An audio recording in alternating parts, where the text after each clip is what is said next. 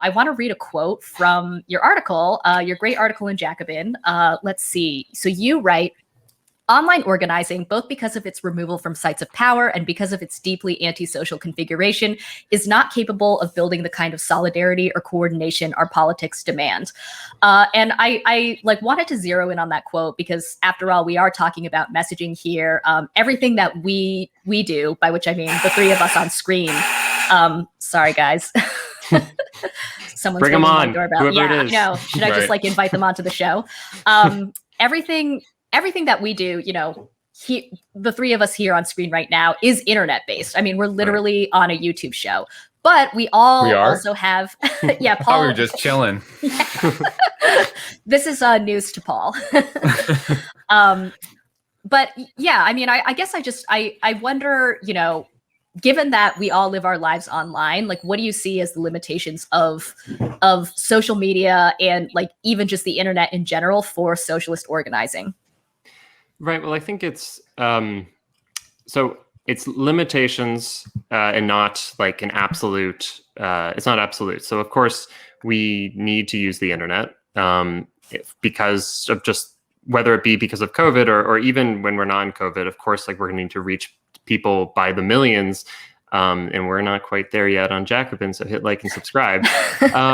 But I mean, we do need this as a medium to actually reach our audience, and because we don't presently have the power to go door to door. But ultimately, I think in order to be effective in our political ambitions, and socialists are pretty ambitious right now, though we want a massive expansion of public expenditure going to like provide for people's human and social and economic and political needs. That is going to be what we're doing is going to be taking on the most powerful ruling class in human history. Yep. So, and like we just saw in Bessemer, Alabama, with the Amazon union drive, Amazon was able to crush that with very little effort, in a grander scale of like how much they could have put towards that fight. And the thing is that, of course, like the people who voted no, because obviously, if you're not familiar, the outcome was that by like a 2-to-1 margin, the workers there voted not to unionize. People who voted no didn't say in their vote, or by voting, they didn't say, I don't deserve healthcare. I don't deserve living wage. I should just sell my soul to the corporation and have, you know, just be further and further destroyed mentally and physically and socially by this company in my life. And obviously that's not what they're saying. They're saying, I mean, this is kind of the only game in town here. This is the only person that's going to be giving me a $15 wage in Bessemer. And, you know, I don't really want to, I'm not going to be able to effectively challenge this corporation. So the big kind of thing, the reason I'm bringing this up, of course, is just that there was a massive social media effort around this. There was a massive traditional media effort around this. Sanders was doing a ton of media for this, a lot of his surrogates as well. There was a lot of momentum if you only looked at this from online. But the challenge is that just having all of that social media and that media momentum is not going to translate into workers on the ground thinking, yeah, we actually can fight the boss and win, and we're going to be able to like fight off reoccurring attacks so that we can actually sustain this over the long haul. That takes real relationships, that takes trust, that takes solidarity among workers. And I'm just not convinced yet that social media has the capacity to ever get to that level. So it's just mostly like, even if this isn't like a perfect theoretical argument, I really just think practically and strategically, we have to understand that social media is not cutting it for what we need in order to like build up our side, our forces against corporations, against the ruling class right now. I want to quickly underscore what you just said by showing some figures of who uses Twitter and how they use Twitter. So the first one is from Pew Research. And this graph, I don't know if you can see, Twitter is a kind of like goldenrod color, and it's sort of near the bottom. And basically it says that 22% of adults in the US use Twitter. Compare that to YouTube, which is up there in red at 73%, and then Facebook in blue, right below that at 69%. I think that it's really interesting because we hear a lot about Twitter. We show tweets on this channel all the time. We talk about things that happen on Twitter.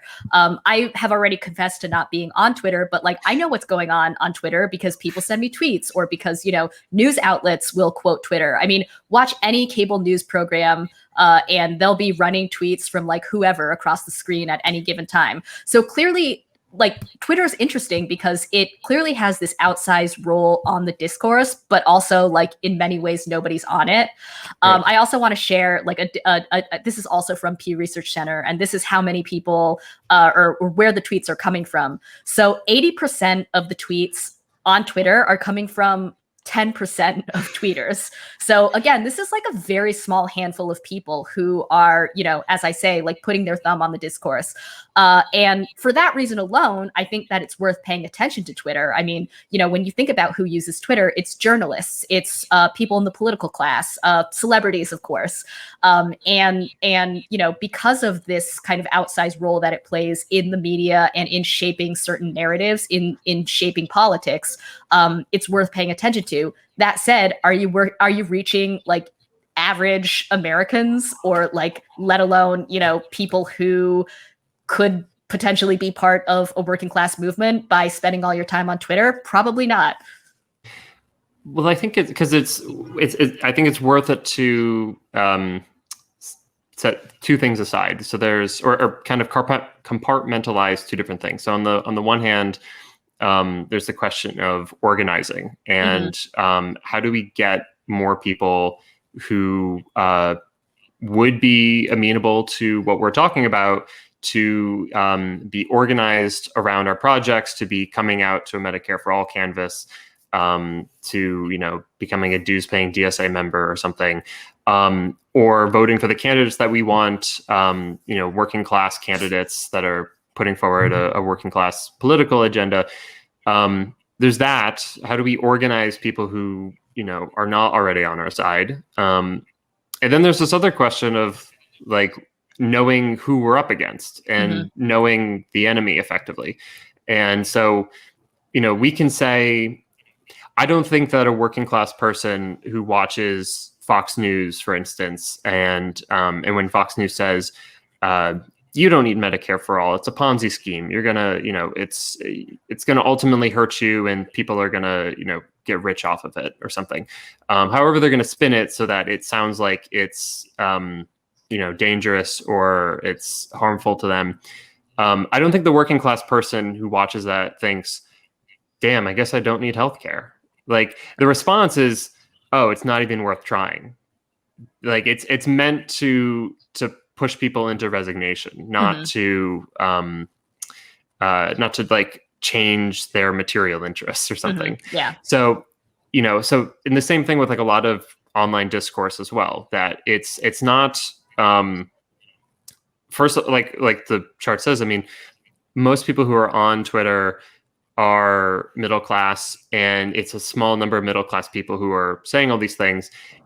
It's important to know what's going on there, but we also have to know that that's not really what most working class people are thinking about or are engaged in. Right. They're not really interested in, some politician is tweeting about, they're in some Twitter feud with someone, and it's that's not why they're gonna get reelected or not. Right.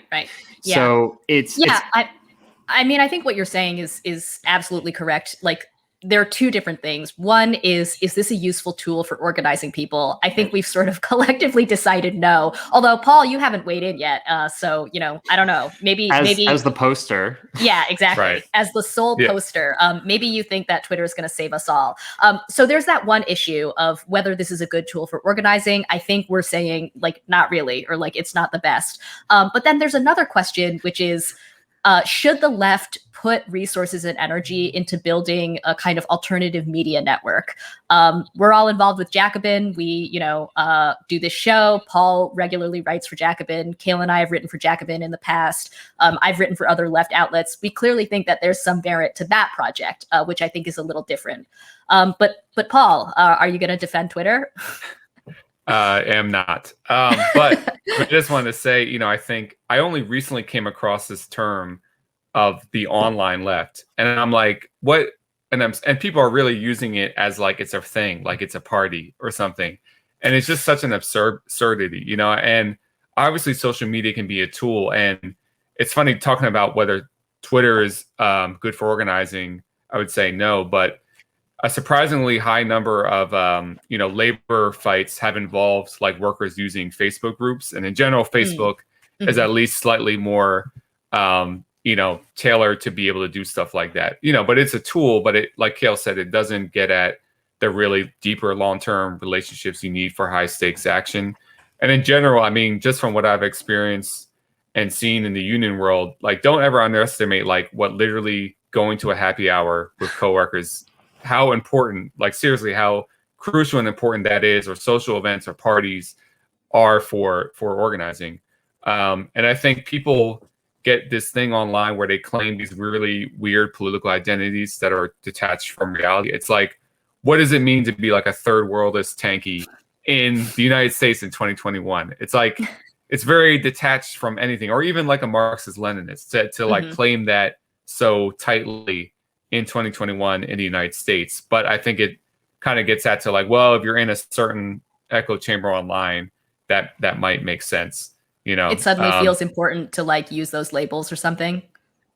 Yeah. I mean, I don't understand it, but maybe something about online, but I do think the alternative media institutions are important. And I think like utilizing YouTube is big. I mean, there's been a lot of people, recently I can send them a YouTube clip and like get them interested, and I think I mentioned it on the show before, but Harvey K brought up a while ago in some YouTube thing about, the need for like this new podcast left to kind of like get to the next level of making it something where more average people who are not already in the left would kind of listen to it almost like they would listen to a radio show or a news show.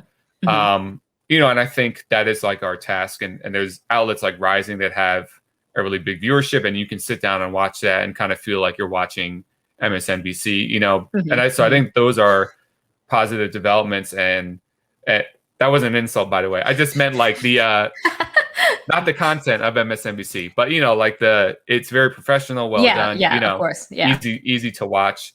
And I think that like giving people like we do, like Richard Hooker and union activists, a platform is very important.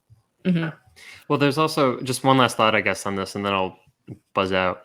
But because there's two different kinds of media that the left does produce and needs to produce. And that's, of course, the first one is what Paul's saying, that, it's just media that you can just send to someone and say, hey, this is where we, I think about, this is what I think about this given political issue. And, I think it's an interesting perspective and you should check it out.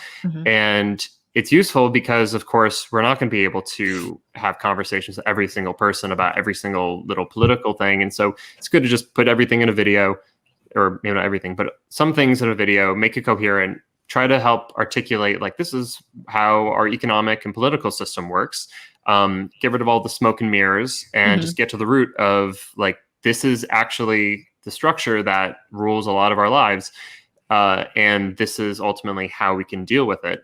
And so, again, a show like Rising does, when they do the radar segments, that's part of what they're doing there. And that's, again, ultimately what we try to do to an extent here. But the other side, of course, is also, the left actually has to think through certain political topics and questions themselves. And so that's a lot of what we've been doing with this Jacobin YouTube channel, because we have not yet reached out to the masses as effectively as we should be, and we will be very soon. You will see some fun stuff. You just got to go on Facebook more. That's it. The chart, the percentage, the chart showed it. Yeah. No, YouTube is number one, Paul. we're still hitting the So masses. we just on don't this. have any excuse. Okay. Yeah, no, Right. this is more of a personal failing, to be honest. But Nice. I like those.